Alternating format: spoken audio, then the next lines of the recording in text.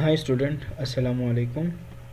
आज का हमारा जो टॉपिक है वो एमएलटी, रेडियोलॉजी और एनेस्थीसिया तीनों डिपार्टमेंट के लिए है और ये फर्स्ट सेमेस्टर का है, बायोकेमिस्ट्री।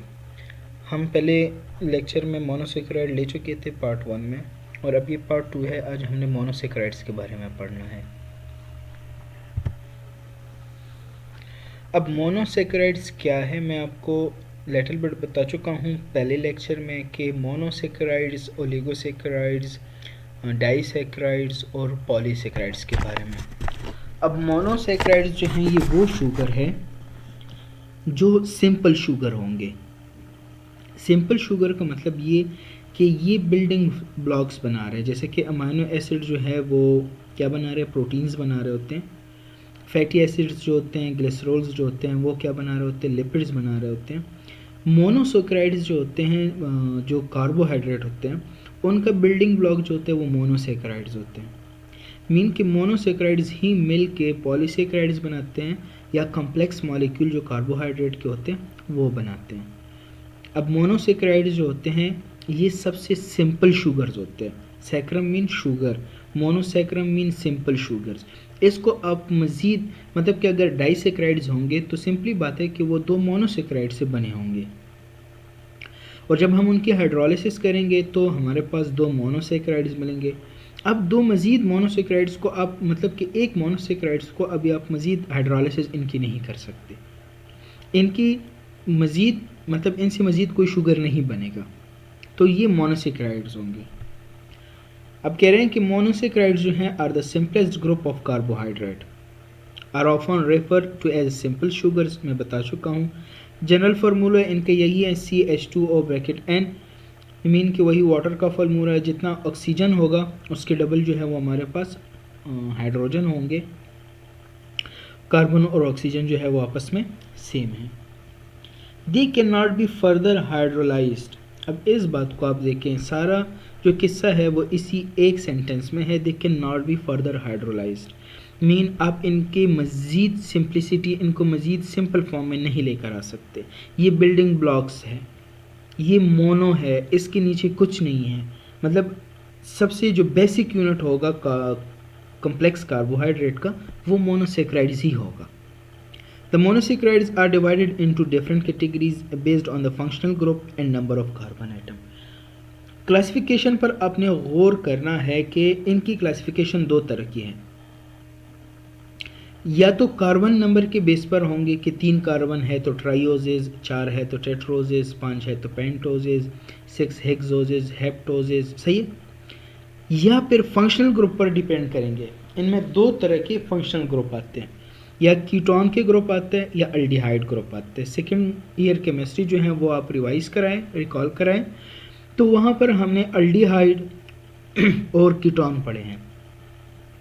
तो एक तो डिपेंड करेगा कार्बन नंबर पर कि कितने कार्बन हैं इसमें, दूसरे डिपेंड करेगा फंक्शनल ग्रुप पर कि कौन सा फंक्शनल ग्रुप जो है वो अटैच है इस के साथ, इस मॉलिक्यूल में। और मोनोसेक्राइड के बीच जो मॉलिक्यूल का वो होता है, बॉन्ड आता है, उसको ग्लाइकोसिडिक बॉन्ड बोलते हैं। अब आप आगे हमने देखना है ग्लाइकोसिडिक बॉन्ड कैसे बनता है इनके बीच। अब मोनोसेक्राइड क्या कहते हैं कि मोनोसेक्राइड्स जो है, मोनोसेक्रम सिंपल शुगर्स जो होंगे वो अल्डिहाइड भी हो सकते हैं, कीटोन भी हो सकते हैं। और aldehyde or ketone derivatives of straight chain polyhydroxy alcohols containing at least 3 carbon atoms. कम से कम 3 से कम जो है वो मोनोसेक्राइड्स में नहीं हो सकते। 3 कार्बन सबसे कम है, ग्लिसरल्डिहाइड जिसको बोलते हैं। अब सबसे कम कार्बन एटम जो होंगे वो 3 होंगे। आपको 4 कार्बन वाले मिल सकते हैं, 5 मिल सकते हैं, 3 मिल सकते हैं। ऐसा कोई कार्बोहाइड्रेट नहीं है जिसमें 2 कार्बन पाए जाते हों। इसमें सबसे लीस्ट कार्बन जो है वो 3 होंगे। ट्राइओजेज जो है वो सबसे कम है। और फिर क्या कहते हैं कि या तो अल्डिहाइड होगा और या कीटोन होगा। अब मैं बता रहा हूँ कि अल्डिहाइड कब होगा, स्ट्रक्चर से आपको कैसे पता चलेगा, और कीटोन का आपको कैसे पता चलेगा। They are classified according to the chemical nature of their carbonyl group. Carbonyl group क्या होते हैं? कार्बोनाइल ग्रुप किसी भी मॉलिक्यूल में वो कार्बन होता है जो ऑक्सीजन के साथ डबल बॉन्ड बनाता है, उस कार्बन को कार्बोनाइल ग्रुप बोलते हैं। एसिमेट्रिक कार्बन वो कार्बन होता है जिसके साथ चार डिफरेंट, क्योंकि कार्बन जो है वो चार बॉन्ड बनाते हैं, जब किसी भी कार्बन के साथ चार डिफरेंट मॉलिक्यूल अटैच हो, मतलब कि एक साइड पर ऑक्सीजन है तो दूसरी साइड पर हाइड्रोक्सल मॉलिक्यूल है, तीसरी पर हाइड्रोजन है, चौथे पर सिर्फ कार्बन जो है वो अटैच हैं, तो ऐसे कार्बन को कार्बोनाइल कार्बन बोलते हैं। ऐसे कार्बन को एसिमेट्रिक कार्बन बोलते हैं। वो कार्बन जिसके साथ चारों के चारों बॉन्ड जो होते हैं वो डिफरेंट अटैच होते हैं, ऐसे कार्बन को एसिमेट्रिक कार्बन बोलते हैं। और वो ग्रुप, वो कार्बन जिसके साथ ऑक्सीजन ने दो बॉन्ड बनाए हो, तो ऐसे कार्बन को कार्बोनाइल कार्बन बोलते हैं। अब है क्या कि अगर कार्बोनाइल ग्रुप जो है वो किसी भी मॉलिक्यूल का कार्बोनाइल ग्रुप फर्स्ट है, अब मैं आपको स्ट्रक्चर बता देता हूँ। ये देखिए, अब ये कार्बन नंबर फर्स्ट, ये कार्बन नंबर सेकेंड, ये कार्बन नंबर थर्ड। अब ऐसा मॉलिक्यूल जिसका कार्बोनाइल ग्रुप जो है वो फर्स्ट हो, जिनका फर्स्ट कार्बन कार्बोनाइल हो, देखिए डबल बॉन्ड है ऑक्सीजन के साथ, तो ऐसे ग्रुप को अल्डिहाइड ग्रुप बोलते हैं। और कोई ऐसे मॉलिक्यूल, ऐसा मॉलिक्यूल जिनका कार्बोनाइल ग्रुप जो है वो सेकेंड कार्बन हो, second carbon first, carbon second, carbon third, second carbon जो हो जो कि कार्बोनाइल हो, तो ऐसे फंक्शनल ग्रुप को कीटोन ग्रुप बोलते हैं, कीटो ग्रुप बोलते हैं सिंपली। समझ गए आप? तो ये आपको बता रहे हैं कि वो मॉलिक्यूल जो है वो डिपेंड करता है किस पर, कार्बोनाइल ग्रुप पर, केमिकल नेचर उनका, कि अगर कार्बोनाइल ग्रुप उनका फर्स्ट कार्बन हो तो फिर उसको अल्डिहाइड बोलेंगे, और अगर इनका कार्बन नंबर सेकेंड पर कार्बोनाइल ग्रुप अटैच हो, वो कार्बोनाइल कार्बन जो होते हैं वो कार्बन नंबर सेकेंड हो, तो फिर इसको कीटोन बोलते हैं। और नंबर ऑफ कार्बन एटम्स तो वही, आप सिर्फ उनका ट्राइओसिस, पेंटोसिस, टेट्रोसिस, हेक्सोसिस, हेप्टोसिस वो आप सिर्फ चेंज कर सकते हैं। The smallest monosaccharides those with 3 carbon atoms are trioses, 4, 5, 6, 7, वही टेट्रोसिस, पेंटोसिस, हेप्टोसिस, हेक्सोसिस, तो ये सारा क्या है, स्मॉलेस्ट मोनोसेकेराइड्स है। मतलब इन्हीं मोनोसेकेराइड्स में मिल के फिर क्या कहते हैं, एक कम्प्लेक्स कार्बन बना, एक कम्प्लेक्स कार्बोहाइड्रेट बनाते हैं। Carbon atom respectively called tetroses, pentoses, hexoses, heptoses वगैरह। अब आप देखें ट्राइओसिस, ओस जब भी आते हैं इसका मतलब है शुगर, कार्बोहाइड्रेट। तो ट्राइओस का मतलब है कि इसमें 3 कार्बन हैं। जैसे कि अगर अल्डिहाइड का देखें तो ग्लिसरल्डिहाइड एग्जाम्पल है, डाईहाइड्रोक्सी एसीटोन जो है ये कीटोन ग्रुप का एग्जाम्पल है।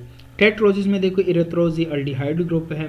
पेंटोसिस में देखो राइबोज जो कि आरएनए में पाया जाता है, राइबो न्यूक्लिक एसिड वही राइबोज होता है। हेक्सोसिस में जिसमें 6 कार्बन पाए जाते हैं, उनमें ग्लूकोज, फ्रक्टोज, गैलेक्टोज, मेनोज, ये सब कुछ किस में आते हैं। अब इसमें सिर्फ डाईहाइड्रोक्सी एसीटोन जो है ये किसका एग्जांपल है, कीटोन का है, बाकी सब जो है अल्डिहाइड का है। सिर्फ डिपेंड करता है फंक्शनल ग्रुप पर। अब ये हेक्सोसिस है, हेक्सोसिस का मतलब कि हेक्स इसमें 6 कार्बन है, ओसिस तो मीन किया ये अल्डिहाइड वो है, कार्बोहाइड्रेट है। तो कार्बन एटम जो है वो नेम में चेंजेस लेकर आ सकता है, और इसके अलावा फंक्शनल ग्रुप जो है। अब मोनोसेकेराइड के बेसिस देखिए क्लासिफिकेशन, अगर फंक्शनल ग्रुप पर हो तो या तो अल्डोज होंगे या ketose. Carbohydrate with an aldehyde as their carbonyl group are called aldoses, और वो अल्डिहाइड जिनका कार्बोनाइल ग्रुप कीटो होगा उसको कीटोसिस बोलते हैं। मीन कि जिनका कार्बोनाइल ग्रुप पर कार्बन एटम अटैच हो और वो कार्बन नंबर सेकेंड हो कि इसको कीटोन बोलेंगे, और वो मॉलिक्यूल्स जिनका carbonyl group carbon number first हो उनको अल्डिहाइड बोलेंगे। ये अभी आप देखें ट्राइओसिस में कार्बन नंबर कितने हैं, 3 है, सही है। तो अल्डोज में इसका एग्जांपल ग्लिसरल्डिहाइड है जो कि ग्लाइकोलिसिस में आता है, और डाईहाइड्रोक्सी एसीटोन देखिए कीटोस का है। अब ये टेट्रोसिस देखिए कार्बन नंबर 4 है इसमें। अगर अल्डोज के एग्जांपल आप ले तो इरिथ्रोज आता है, त्रियोज आता है, और इरिथ्रोलोज जो है ये कीटोन ग्रुप है। पेंटोसिस देखिए कार्बन नंबर 5 है इसमें। जाइलोज, राइबोज, एराबिनोज, राइबोलोज जो है ये कीटोन ग्रुप है। ऐसे फ्रक्टोज में जो है वो कीटोन ग्रुप पाए जाते हैं, कीटो ग्रुप पाया जाता है, जबकि ग्लूकोज, गैलेक्टोज, मेनोज जो है इनमें कार्बन अल्डिहाइड ग्रुप पाए जाते हैं और इनका कार्बन नंबर 6 है। तो ये जो नेम दिए गए हैं ये कार्बन नंबर के बेस पर है कि जितने कार्बन नंबर होंगे उसके मुताबिक उसको ये नेम दिए गए हैं, और फंक्शनल ग्रुप के बेस पर उसको ये नेम दिए जाते हैं। ग्लिसरॉल्डिहाइड देखिए 3 कार्बन है, अब 4 कार्बन देखिए 1 2 3 4, इसमें इरिथ्रोज है, थ्रियोज है। अब ये देखिए राइबोज, एराबिनोज, जाइलोज, लाइजोज, ये से करके एल्डोपेंटोजेस हैं। एल्डो मीन अल्डिहाइड और पेंटोजेस मीन 5 कार्बन। अल्डोटेट्रोजेस अल्डिहाइड और 4 कार्बन। अल्डोट्राइयोज मीन अल्डिहाइड और 3 कार्बन। तो ये इसमें आप देखिए ये 3 कार्बन, 4 कार्बन और ये अल्डोपेंटोजेस 5 कार्बन है।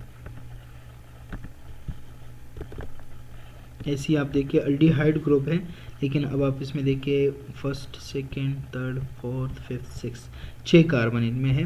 तो ये अल्डो तो मीन अब देखिए इसको, ये जो कार्बोनाइल ग्रुप है यहाँ पर पाया जाता है इसका, सही है। इस कार्बन का 2 बॉन्ड ऑक्सीजन के साथ है, एक हाइड्रोजन के साथ और एक इस कार्बन के साथ, सही है। तो इसको क्या बोलेंगे फिर, अल्डिहाइड ग्रुप है, क्योंकि कार्बोनाइल ग्रुप जो ऑक्सीजन के साथ डबल बॉन्ड बना है वो फर्स्ट कार्बन पर बना है, और जब फर्स्ट कार्बन पर बनते हैं तो ऐसे मॉलिक्यूल को अल्डिहाइड बोलते हैं।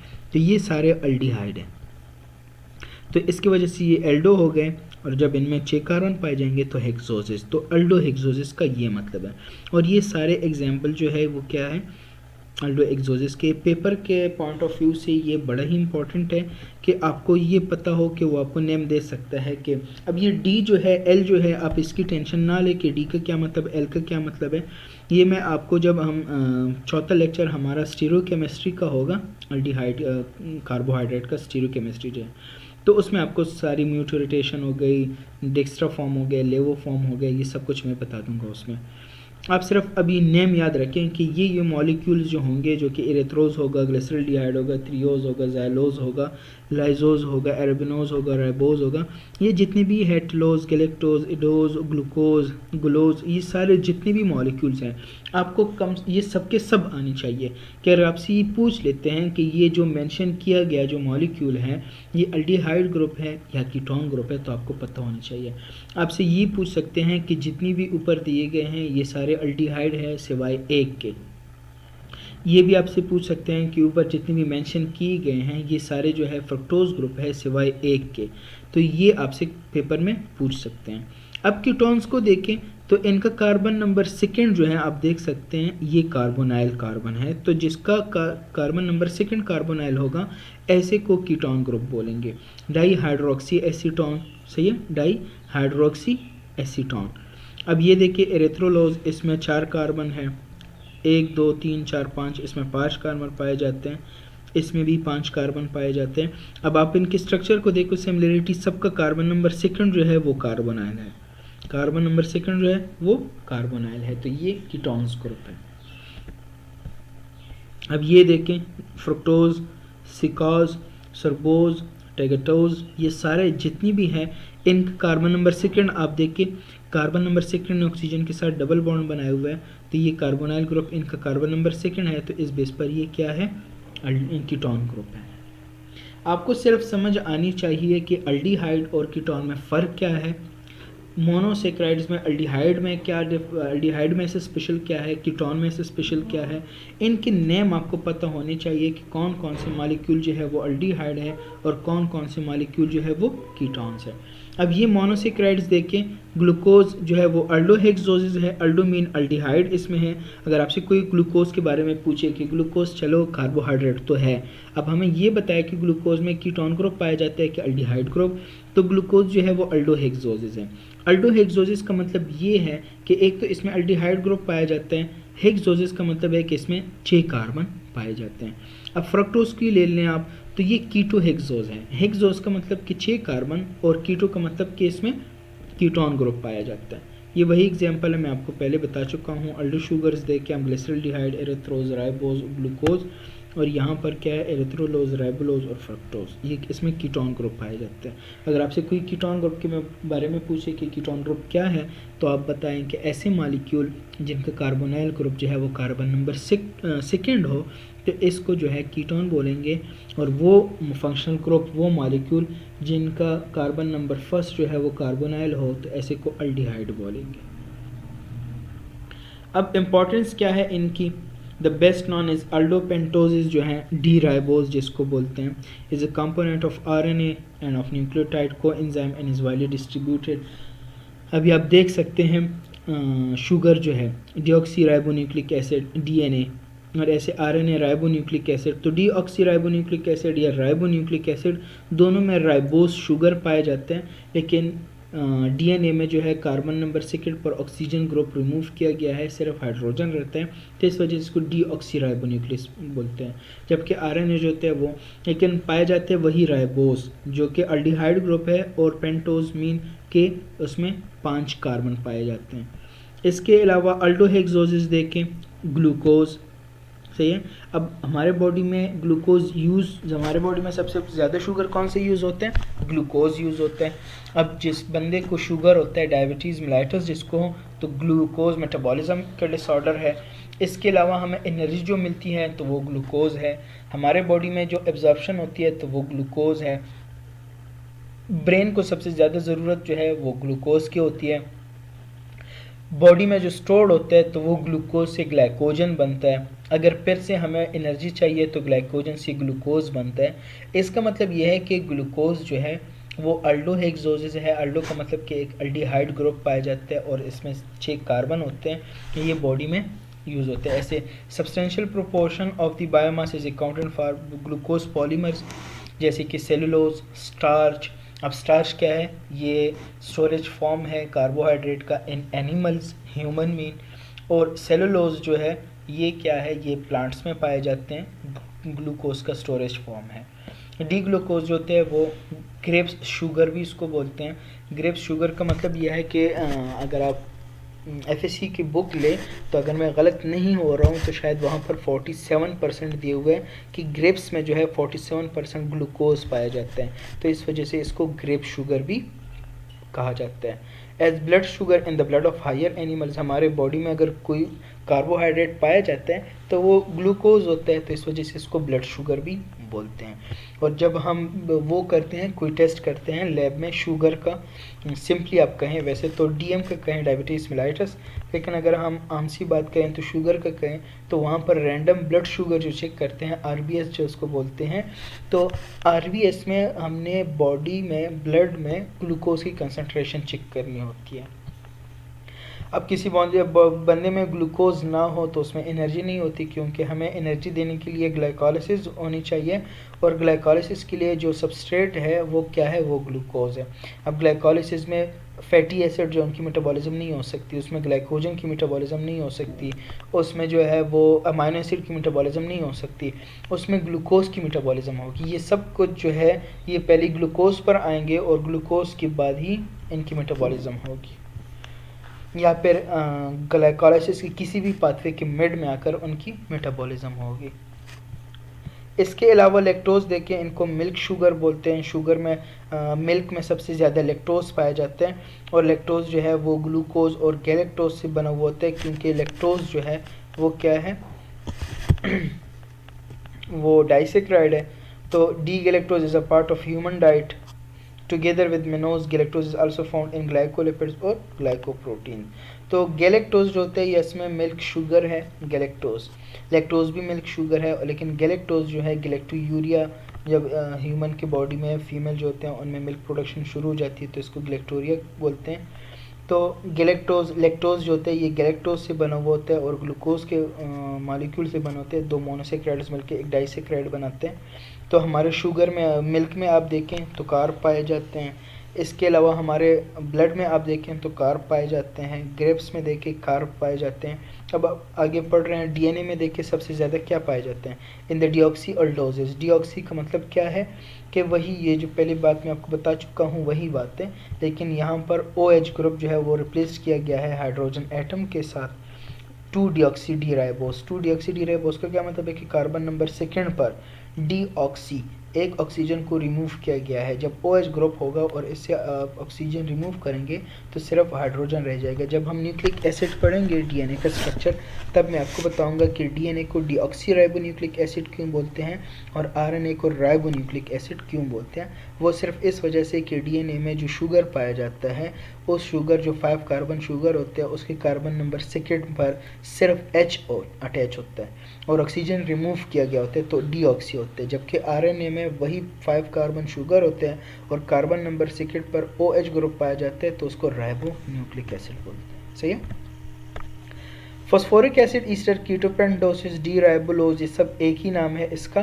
तो डी राइबोलोज जो है ये पेंटोज फॉस्फेट पाथवे है जिसको ग्लूकोज शंट पाथवे भी बोलते हैं या फॉस्फेट शंट पाथवे भी इसको बोलते हैं, या सही है। तो इसमें क्या होता है कि राइबोलोज जो होता है वो पाया जाता है एज ए इंटरमीडिएट। एक तो ग्लाइकोलाइसिस डायरेक्टली कन्वर्ट हो रहा है किस में, पायरुविक एसिड में, पायरुवेट में, और फिर वो मज़ीद एंटर हो रहा है क्रेब्स साइकिल में, और क्रेब्स साइकिल के बाद फिर वो उसमें जा रहे हैं इलेक्ट्रॉन ट्रांसपोर्ट चेन में। एक होते हैं ऐसे सेल्स जहाँ पर ग्लूकोज की मेटाबॉलिज्म नहीं हो सकती, तो वहाँ पर फिर क्या होगा कि और मॉलिक्यूल सबसे पहले किस में कन्वर्ट होंगे, ग्लूकोज में, फिर ग्लूकोज की मज़ीद मेटाबॉलिज्म होगी। तो ये ऐसा एक पाथवे है, सही है। तो उसमें राइबोलोज है, ये हम सेकेंड ईयर की केमिस्ट्री, सेकेंड सेमेस्टर की जब केमिस्ट्री पढ़ेंगे उसमें मैं आपको समझाऊंगा। HMP पाथवे इसको बोलते हैं, हेक्सोज मोनोफॉस्फेट शंट पाथवे। तो डी राइबोलोज जो है ये वहाँ पर एज ए इंटरमीडिएट्स पाया जाता है। The most widely distributed of keto hexoses, keto का मतलब कीटोन ग्रुप, हेक्सोसिस का मतलब कि 6 कार्बन, इज डी फ्रक्टोज। तो अगर आपसे कोई फ्रक्टोज के बारे में पूछें तो आप सिंपली बताएं कि फ्रक्टोज जो है ये एक ऐसा मॉलिक्यूल है, एक ऐसा कार्बोहाइड्रेट है जिसमें कीटोन ग्रुप पाया जाता है और इसमें 6 कार्बन पाए जाते हैं। तो इसको कीटो हेक्सोसिस भी आप कह सकते हैं, लेकिन कीटो हेक्सोसिस के तो फॉर्म है बहुत सारे आ सकते हैं।